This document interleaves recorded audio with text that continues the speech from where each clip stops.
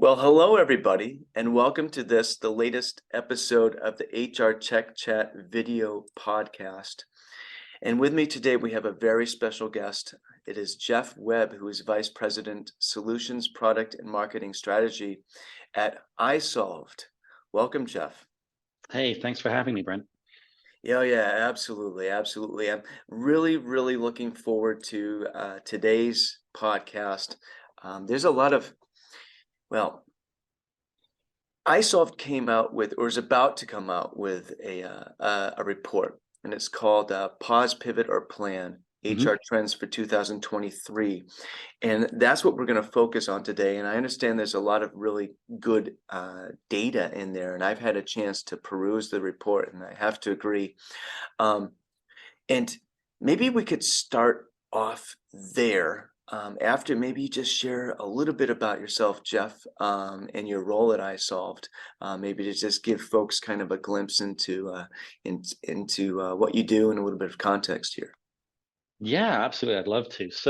Well, my role at isolved is really to provide a kind of a linkage between, the sort of the strategy for the technology, the software, and the services that we bring to market. And from an isolved perspective, it's very much important for us that we are, we marry both the technology on the one hand and the services that we deliver on the other, or that our partners deliver, because we strongly believe that technology and services together are really important. That's how you solve a problem. It's not just with throwing technology at it, but again, for that side of the organization, it's to provide that kind of linkage between those things and the rest of the world. So, in other words, to both help our business describe more fully and correctly and accurately and pointedly what it is we do and why we're doing it, and what's the sort of, what drives the way that we go to market, the way we think about technology, the way we work with our customers.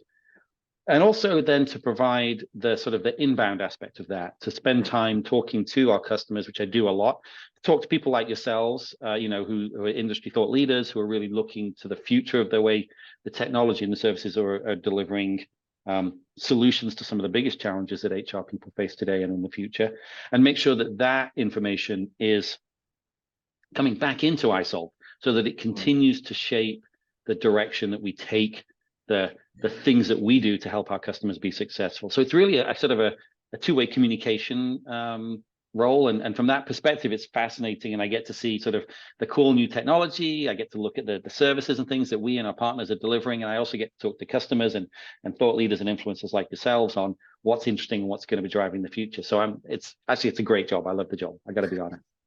It sounds like a great job. And to be frank, we really enjoy speaking with folks like you on the solution provider side of things, and especially with isolved, to be completely candid. You folks are really on top of things in terms of having your pulse on the market and projecting the right kind of brand, in my opinion, as an analyst. And speaking with customers is so important, and I know this is a little bit of a tangent from what we want to talk about today, but I think it's worth just underscoring. That's so important for a vendor to really understand their users and what their needs are, and to be developing your own solution based on that, sort of, instead of in a bubble or in a vacuum. And we've spoken with a lot of isolved customers ourselves here at 360 Insights, and users of other vendor solutions. So we also like to kind of bring that insight into what we do and the thought leadership that we develop. So yeah, very interesting stuff. Now, this is actually a great segue into the report, which again is called Pause, Pivot, or Plan: HR Trends for 2023. Can you tell us just a little bit about the survey and just the report in general? I know we have a few things we want to dive into here. Sure. Lots of interesting stuff. Yeah, I'd love to. Yeah, it is. It's a great survey, and when we actually publish the full results, I strongly recommend anybody to take a look at it. I think it's actually quite fascinating, and I think we're at a sort of a pivotal point, I think, in between what has happened in the world of employment, the changing sort of way people think about their jobs, their expectations, and the way that businesses think about and interact with employees, the way that had been and what is to come, right? And I think we've seen the pandemic as a forcing factor and an accelerant in a lot of the changes. We're sort of post-pandemic. We've seen the great resignation that occurred as a result of things that happened during the pandemic itself. I think we're now at the sort of the post-Great Resignation world, and I think we're into what is next. And as a result, I think this survey is a really interesting window into the experience of employees as they think about what's happening now within the context of what's happened in the past, but also what's going to happen in the future. So we do this. It's funny. We were just talking about it, the importance of talking to customers, and as a company, you have to stay grounded in the reality of the day-to-day lives of the people who you're working towards, you're working for, right? Which is our customers. In this case, we survey, it's a shade less than 1,000 employees across the US in almost every industry that you can think of. So there's a very broad range of industries, everything from retail to healthcare to legal services to manufacturing and so on and so on. And really ask a range of questions around their experience, what's important to them right now, how do they feel about their employer, how do they feel about the nature of their work, and so on. Again, there's a really good insight into what's happening today, but also as we think about both the past and the future and the trends that we're seeing emerging in both both post-pandemic and post-Great Resignation world. Yeah. I like what you're saying there about sort of we've just exited, I think you're right, the Great Resignation. Yeah. Or let's put it this way, the phase of time that can be defined as a Great Resignation. There's still a lot of resignation going on. Oh, and that's yes. actually something, but it's not, and now it's become par for the course almost. And one of the things is that's so compelling about some of the findings in this report is how they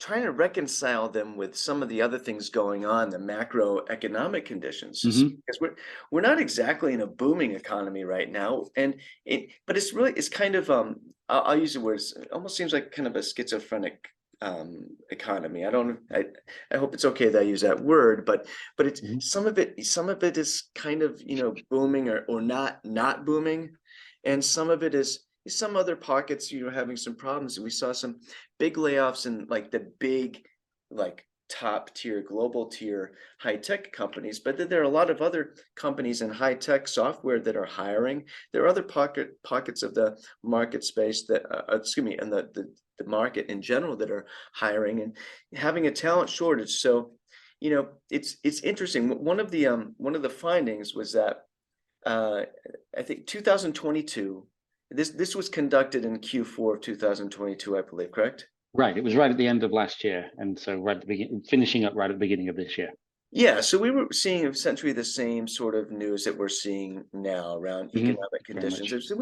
So we saw, just shy of 50%, according to this survey, of employees that are tempted to look for a new job. I guess you could say they could be tempted even though they're thinking, well, I wonder if there really is one out there. But that's actually not changed all that much coming into this year as well. So right.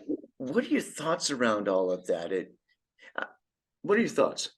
Yeah, it's funny. You're right. It hasn't changed a lot. If anything, it blipped up ever so slightly. I think it was like 47% the previous year, and it's like 49% going into this year. So it's relatively consistent. I'm not sure you can draw a lot of conclusion from a 2% change, but it's certainly not showing any decline. Certainly not any significant decline. So it remains the case that employees are still very, very much open to and aware of the possibilities out there in the market of changing jobs, changing the role that they're in, looking for more or looking for different. And I think, yeah, it's fair to say, we are past the sort of the Great Resignation, but to your point, exactly, it doesn't mean that resignations are finished. The Great Resignation was almost that moment in time when we woke up and went, oh, wait, not only have we been saying that employee expectations are changing and there's a future to work that is going to be somewhat different, but here it is. Like, it was the arrival, I think, of the changes that are occurring in the way people think about work and their expectations. So, yeah, the Great Resignation wasn't just a moment when a whole bunch of people resigned and then went to look for another job. It was the event horizon, if you will, of crossing into a new world of, okay, this is actually what it's going to be like. And my sense is that we're going to see this sort of this perspective continue for some time yet. And I don't even know what drives a change in, in that sort of awareness and openness to looking for new jobs. But it has a whole bunch of, I think it has a whole bunch of drivers as to why people are looking for new roles and new jobs, looking to change what they do.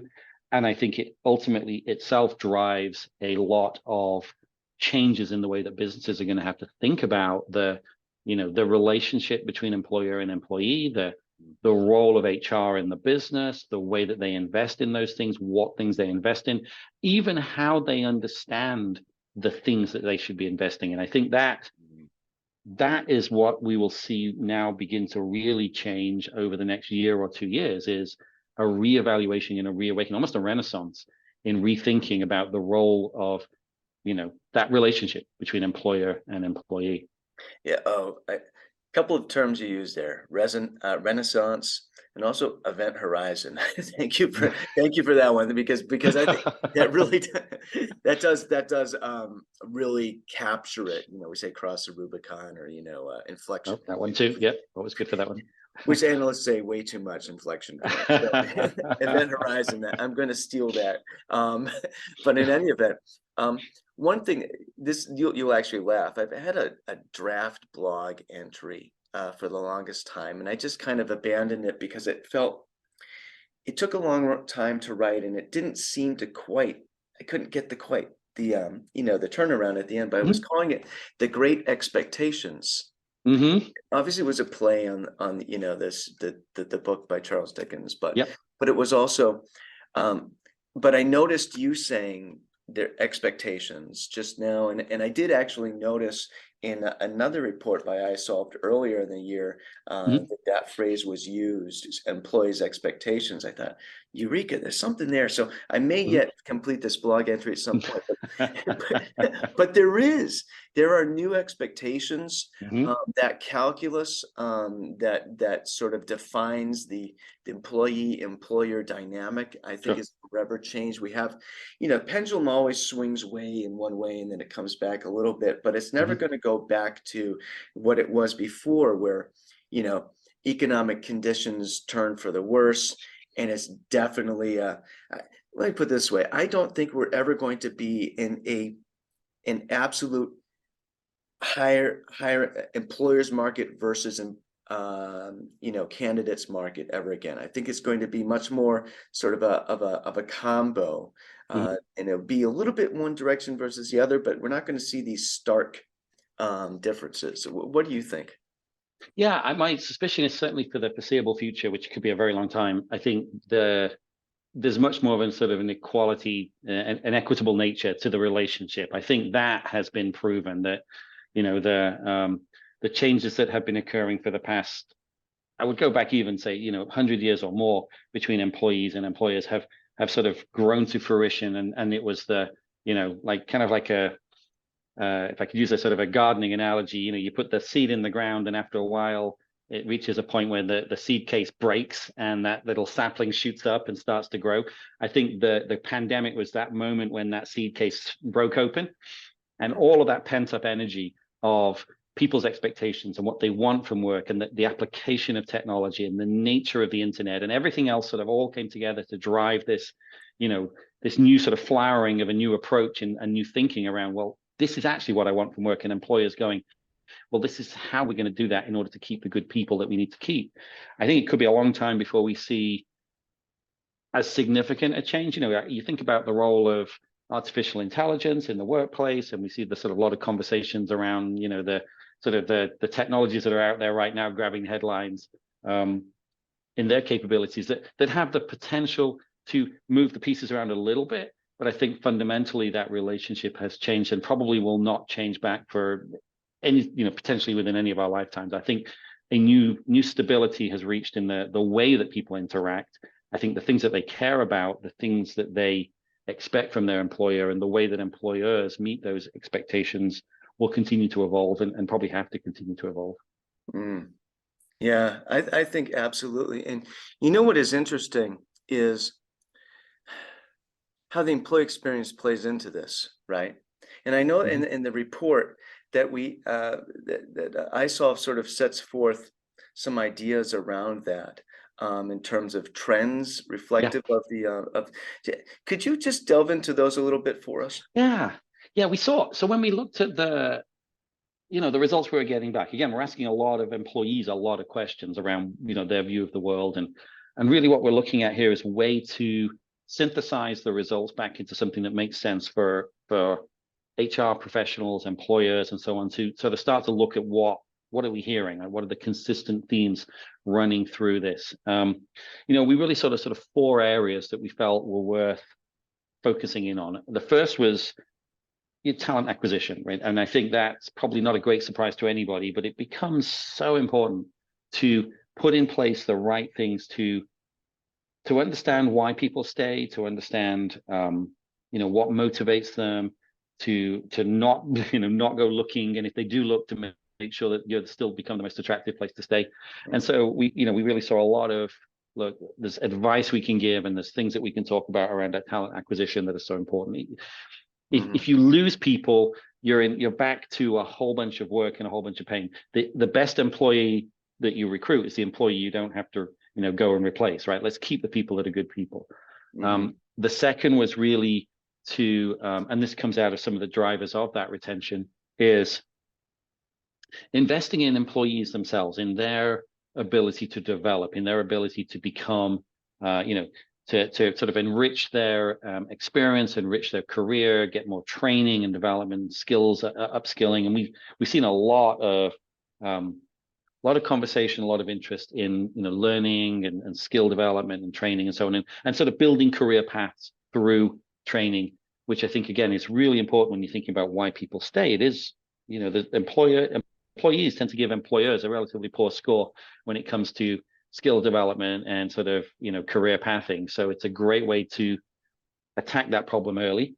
Mm-hmm. And then the other is to the sort of the third trend was really around focusing in on the sort of the softer aspects, the sort of the work-life balance, expectations, how mental health, physical health, and so on. Things that have always, I think, been important to people, but now they're being very vocal about, and we're seeing those as drivers of change of your employees.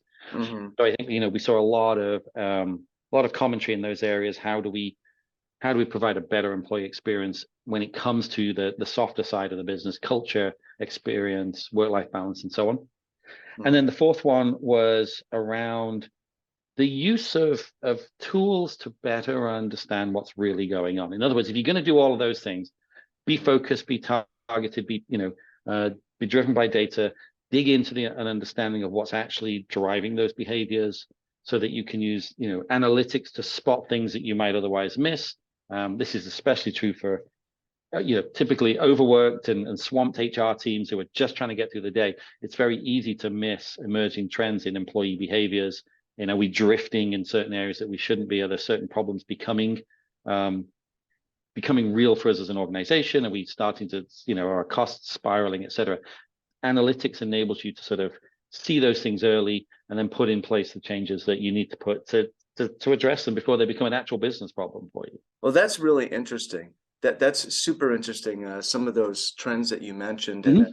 and one of the things that I think I heard you say was around tending. This is not the exact wording you used, but tending to what employees crave. Mm-hmm. Yeah, that actually fits into some of the other findings that I noticed on this Mm-hmm. in this report. What really struck me was there's one area where they said the question was, "What do I like most about my job?" Mm-hmm. And it was relationships. My relationships with my coworkers. It was number one. It Mm-hmm. was some high percentage that escapes me at the moment, and then a relatively low percentage was the employer culture. Yeah. And that was a really interesting one for me. Mm-hmm. First of all, in terms of what employees crave, but also what's the difference? Yeah, yeah, that's a great question. That's interesting. I spotted that too. I think um, often employees perceive, their company culture as kind of the thing that they are handed. It's like, you join a company and you're told, well, our culture is XYZ. This is what our culture is. And it's kind of like, well, if you have to tell people what your culture is, maybe it's not your culture. Like, that's there was the whole remember the story about the Spartans, right? That they would never write down the law because their belief was if you had to read the laws, you probably weren't going to obey them. So there was kind of like it was inculcated in them from young child that this is the law and these are the things that you do as a person. And I feel the same way a little bit about culture. It's kind of like if you have to tell people what your culture is, it's probably not, not as embedded in the employee experience as you probably think it is. Like the culture is something that really comes through the everyday experience. It is the minute by minute experience. I always say this about employee experience overall. It's extremely difficult to get right, and it's extremely difficult to be consistent about employee experience.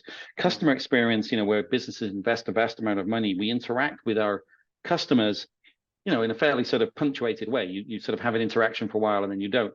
An employee experience is every minute of every day, including even when they're not working for you directly. It's like that's an employee experience and it's really challenging.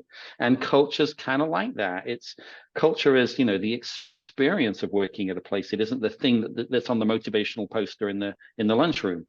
And so, I think what we're seeing is it's, the employees are referencing the fact, look, I love working with my employees, my fellow employees, my coworkers. This is what keeps me here, which I think is true, right? I think the experience of working with other people is what um, is what great companies facilitate. Really good company cultures actually build on employees supporting each other, on delivering an experience that is sort of authentic and real and exists in the day in day out. I think those people that are saying I don't like my company culture, it's probably because it's not real, it's not authentic, it's not part of their daily experience. It's something they've been told in an email. This is your company culture, and it probably isn't.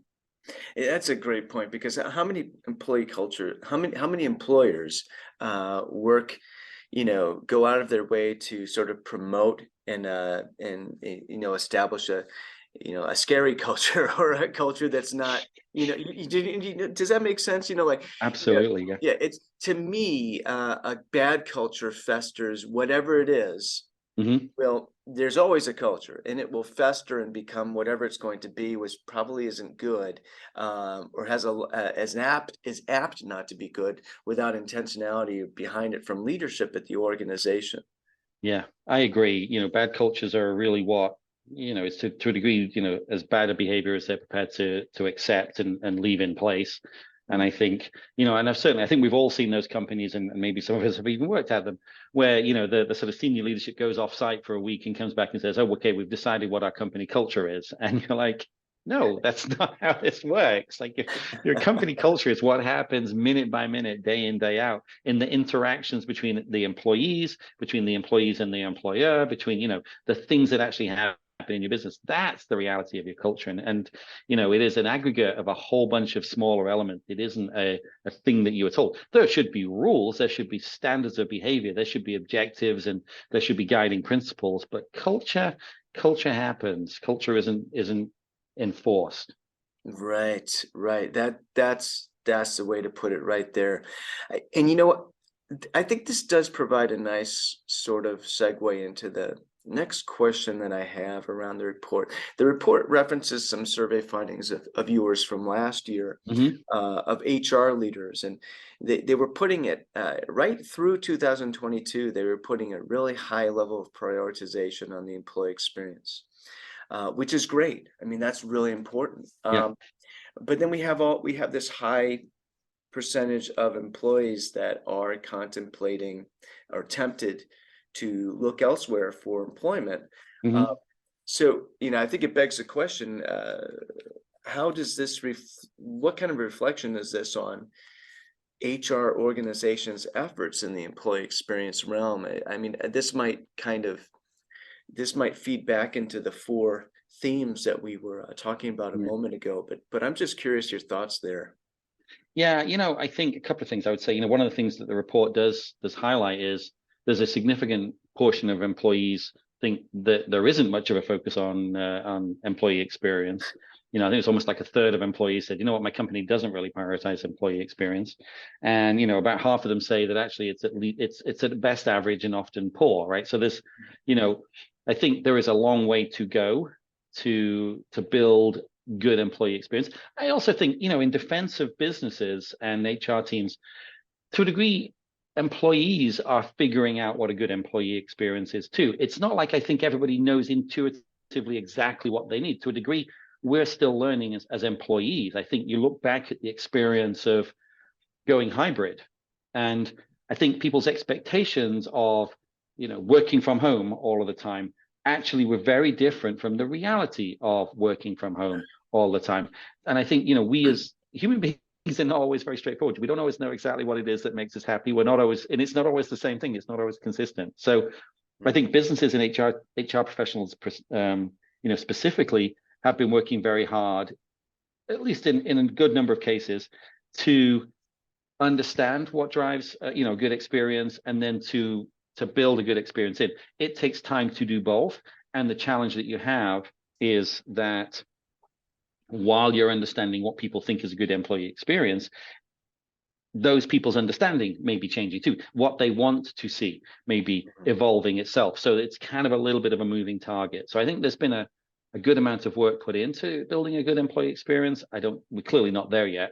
And I think we need to continue to track. What matters, I think, in the end, is not somehow that we go, we've invested enough, we've delivered a good employee experience, we're all happy, let's just go on with our lives. It is actually the mindset, it is the evolution of the mindset that says we must continually track and understand, which is part of the findings of the report, right? We must invest in the ability to understand what drives a good employee experience, and we must continually focus on improving and changing that employee experience to meet those evolving demands. It isn't the delivery of a good employee experience that counts so much right now. It is the capacity to always be tracking and moving towards a good employee experience, because, as we've said, the changes aren't over, right? We're sort of we did cross that event horizon, and I think changes will continue. We have to be equipped and have the sort of the culture, if I can use that loosely, given with the conversation we just had, that says actually we care about employee experience and we'll keep investing in it. And I think that's the change that we're seeing. I talk to a lot of our customers, and they are very invested in employee experience. It's a case of, but it takes time to get there, and what matters to employees changes and evolves, and so they're constantly bringing their business with them to deliver a good employee experience. You, I mean, you shared so much wisdom there. Honestly, it is. It's not a. It's really important not to sort of impose an employee experience that you think Right. as good as you think it sounds in your head, right? Or as a department, it's important to understand what a good employee experience is, from the perspective of the workforce. Yep. And that makes a lot of sense. I actually hadn't thought of that till just now. So thank you. Just this idea that we are still understanding what a good employee experience is. We have our hypotheses, we have our hunches, but it really takes some understanding. And it occurred to me, just as you were sharing that maybe part of providing a good employee experience, maybe striving to understand what it is, what it means to your workforce, and showing that receptivity to understanding it from their perspective is part of providing the good employee experience right now. I think that's absolutely right. In fact, I think that's a great point. It's sort of a recognition of, look, we may not be perfect, but actually what matters to you matters to us. And I think therefore, as a result, that we see a lot of investment in energy and thinking around a couple of things. One of them is analytics. Not surprising, because HR teams want to understand what's really mattering to their employees, and where do they focus their efforts. The second, I think, is in engagement.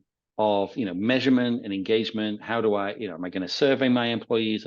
How do I talk to them? How do I engage them day in, day out? Because I need to build that conversation. It's a little bit like raising a teenager. You kind of have to start early to build a culture of having the conversations backwards and forwards, even when the conversations are the tough ones, like no, you can't borrow the car or you have to be home by 9 o'clock. You kind of have to build that muscle memory of having the constant conversations and tuning. And I think that's something that's really important is if think of employees understand, and again, speaking as an employee, right? If I believe that not only is my employer asking for the things that matter to me, but then striving to work towards those things, that becomes a very, very different environment and relationship than one in which they don't appear to care. They might be doing things, but they're not necessarily doing the things that I care about. If you can talk to me, ask me, and show me that you're actually making an effort, that actually goes a long way to establishing a degree of trust. And trust is a great foundation, if not the only foundation, for building a really good culture of employees and employers. Yeah, took the words right out of my mouth. I'm so glad you mentioned that the trust piece. When you're showing that you're showing interest in your work in each of your employees' thought, ideas and perspectives on what is a good employee experience, you're establishing trust, and you're also showing empathy, which is really important. We hear about it, and I think back to like the old Mad Men show, and those guys might have laughed at the idea of showing empathy at work, right? But I mean, but it is so important today. You just cannot be a good leader without it. You can't run a good organization without leaders in it that are showing empathy, that can exercise empathy, have that capacity. Yeah, I think that's the thing that we tend to equate empathy with weakness or lack of conviction or a whole bunch of other things. So, and it's not actually. Empathy is an incredible commitment. It's a huge amount of energy is required, and it takes real strength to understand that this is the perspective of other people. It doesn't mean you have to do everything that they want. It doesn't mean that you become subservient to their drives. But without empathy, you can't manage people. You just can't effectively. You certainly can't lead people effectively. And as a business, you can't understand what motivates your employees. That's the definition of what really good empathy is about. Like, what is driving the things that you care about? And so that I understand them. So I think establishing trust, demonstrating empathy, and then ultimately putting some energy into delivering what employees want is how you move the needle on those number of employees that believe you have a good employee experience and care about it. And that is how you move the needle on the number of employees that are talking about looking for a new job this year. That's how you start to drive that down. Oh yeah, absolutely. And not to not to be too abrupt here, but you got to have the right technology in place too in order to be able to do all these things. You might have the desire, the strong will to exercise great empathy with your workforce and to listen to them and to understand their engagement and to and you want these analytics, but if you have the wrong technology in place, you're going to have a really tough time, especially with the new sort of emerging or emergent work scenario circumstances that we work from home, work from anywhere, these sorts of things. Yeah, agreed. I think it's a combination of it's how the technology needs to be in place to enable you to connect with and establish that connection, maintain a connection and engagement, and then understand the behaviors. I also think that the other part of this that needs to be remembered is that technology ultimately has to operate on itself on data and understanding, right? That you need to HR organizations have usually vast amounts of information in all of the worst possible places, right? It's usually like it's in paper files, it's in cabinets, it's in Excel spreadsheets, it's in Word documents, it's in Post-it notes, and those things are not easy to aggregate and understand. So I think, when we see organizations developing and going through the sort of the growth in maturity that enable them to attack some of these challenges around reducing turnover and reducing those number of employees looking for another job and delivering a better employee experience, the first place they usually have to start is, well, let's at least get all of your information in one place. Because if you don't do that, you stand very little chance in understanding what's driving the behaviors that ultimately you wish to engage with in order to shape, right? So it's technology, absolutely, but there's also a real need to have let's get the information in one place so that we can start to understand it better. and make good decisions that ultimately are strategic decisions that really respond to the environment that we're working in. Oh yeah, absolutely, absolutely. And I'm looking at the time, and we're actually almost out of it. So that's, but I'll be honest Always. with you, that was a great. I mean if we land on that, I mean this has been a great episode, and thank you so much, Geoff, for all of your insight, and really excited to see this report once it is Yep. live. Do you have any idea when that exactly is going to be? I think it's very, very soon. I don't have the exact date, but I think it's, we're talking about days, if not weeks at most. So I think it's very, very soon it's coming out. It's certainly ready to go, I think. And I would, again, as soon as it comes out, I would recommend grabbing it because it really does have some great insights in it. Yeah, well, sure. Looking forward to it. Maybe we'll be able to include the link in when this podcast goes live. And thanks so much, Geoff. Thanks so much, Geoff. It's a Oh, pleasure thank you, having Brent. you. Yeah, no, I loved it. Thank you so much. Always great to talk to you. I really appreciate the opportunity. Likewise. Take care. Bye-bye. Bye bye.